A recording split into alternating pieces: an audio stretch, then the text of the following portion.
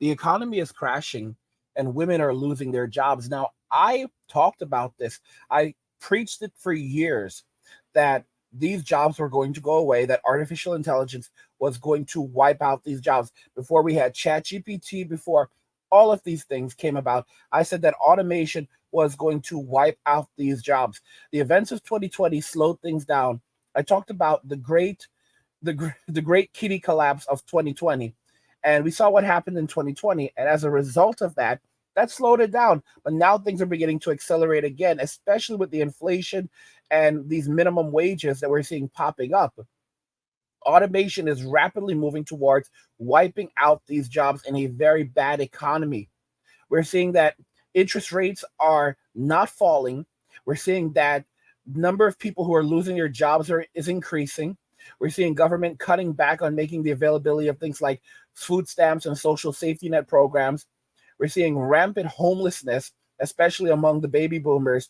And then we're being told that we have a golden economy. Let's just go ahead and jump right into the video. Business is under threat from this new phase of AI. Let's bring in Deirdre Bosa. She's out west with today's Tech Check. Deirdre.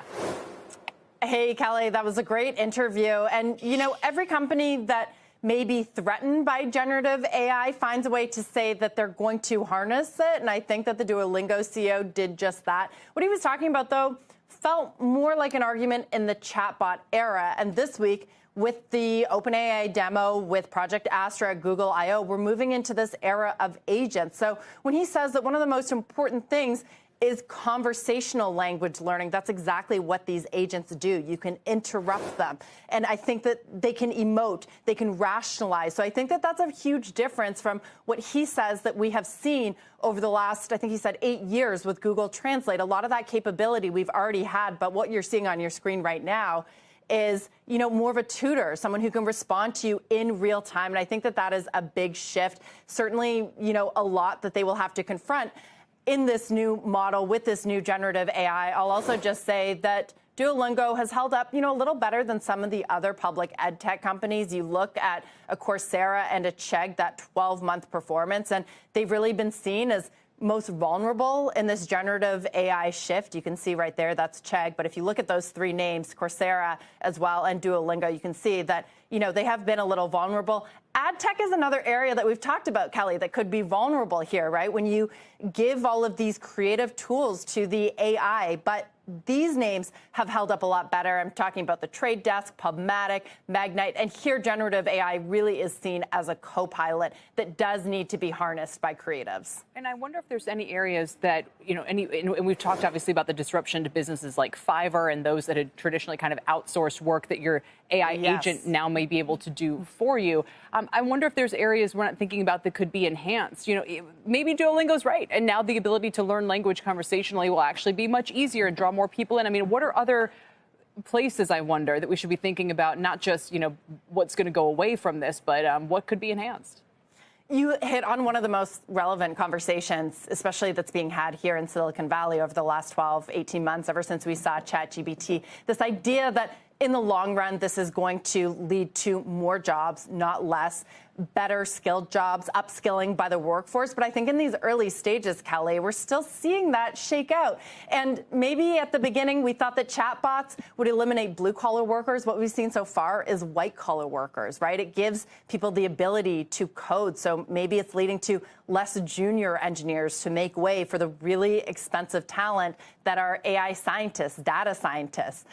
So we're still in the early stages. We're seeing that shake out. But some of those white-collar jobs will have to be sacrificed first, is what we're seeing, until we see that real efficiency and upskilling take place.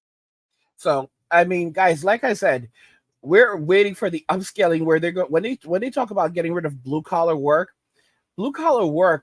is not discussing, is not, and to be very clear, we're not talking about people like who are janitors, people who are plumbers, people who are electricians, people who are construction workers.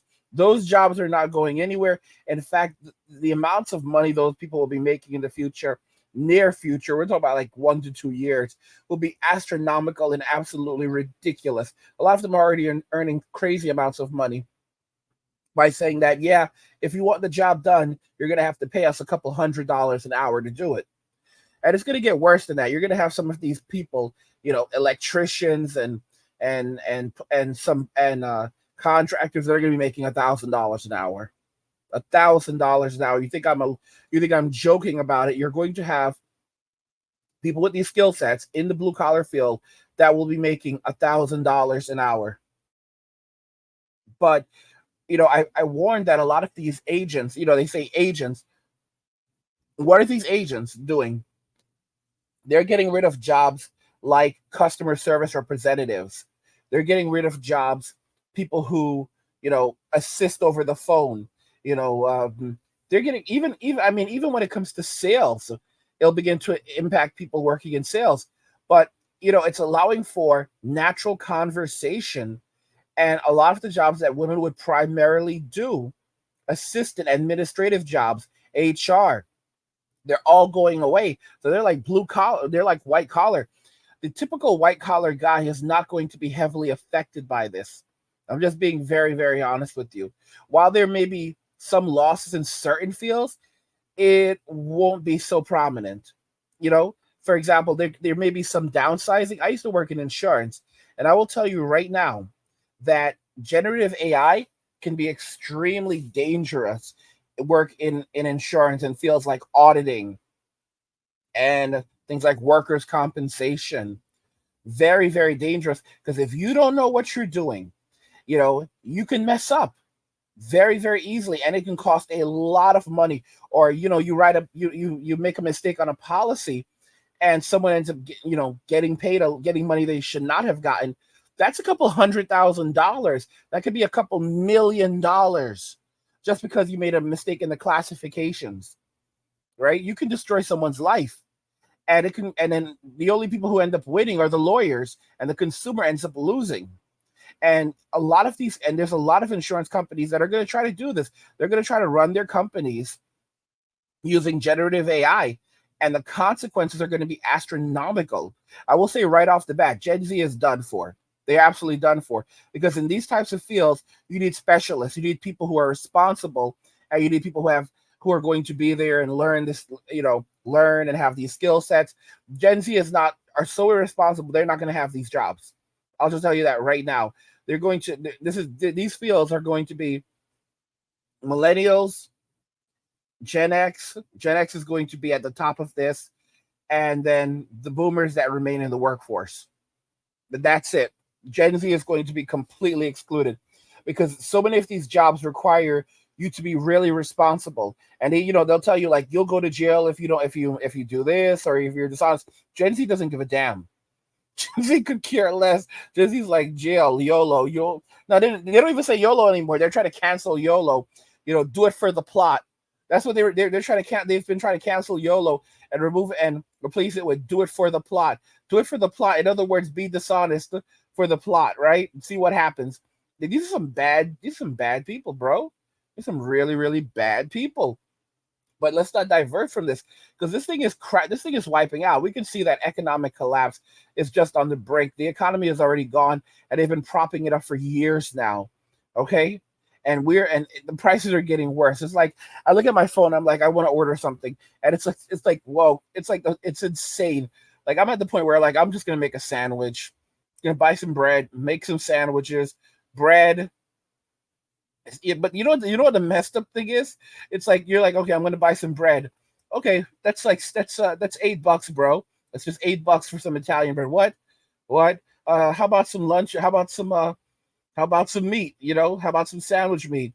Bro, we've got you covered. $13, man. We've got you $13. Look how we know you like your sandwiches. 13. Are you insane? This was $2.99 just 3 years ago, and even that was kind of high. Yeah, man. Listen, man, it's hard times, and either you want it or you don't. We have other people that are hungry. Do you want to eat? Do you want to eat? Do you want to eat? Like, this is the reality we now live in. And like I said, many of you have just walked away and you've disengaged from society. You're shopping at Trader Joe's, and you basically reduced your spending to a point where this stuff is basically no longer affecting you. You're watching society collapse, and you don't give a damn. And most women don't comprehend this. Like, it's going to hit them like a sack of bricks when they suddenly realize that men have given up on society. Men have walked away. like disengaged. There's no negotiations. The same people that they call toxic. You have a lot of these guys that walked away from society decades ago, and women were not paying attention. And now they're looking, and now they think, while they're going on their rants with M2 and all of this other stuff and still going after men, at the same time they want men to come and save society. They don't realize men have walked away. The social contract has been broken. Okay? The social contract where basically men are the gatekeepers of society and gatekeepers of prosperity. That, and in return, men are respected. We are given authority, and we have the availability of having wives and children and certain status within society. That's all been stripped away. Women basically scrape the pot clean, and they're still going, and now they're coming for the bone marrow. They clean the meat from the bone, just like the boomers did, and now they're coming for the bone marrow, and they don't realize that the men are staying inside. The men are avoiding the gyms, and there's some idiots that are still like, well, I'm going to the gym, I don't give a damn. And then, what's crazy? It's the same dudes. They go out there into society, they act like they're big and bad, they have these big cojones, and then when they get screwed, they basically come and they're like, Angry, you're right. Look at what happened to me. I'm like, dude, I told you not to do this.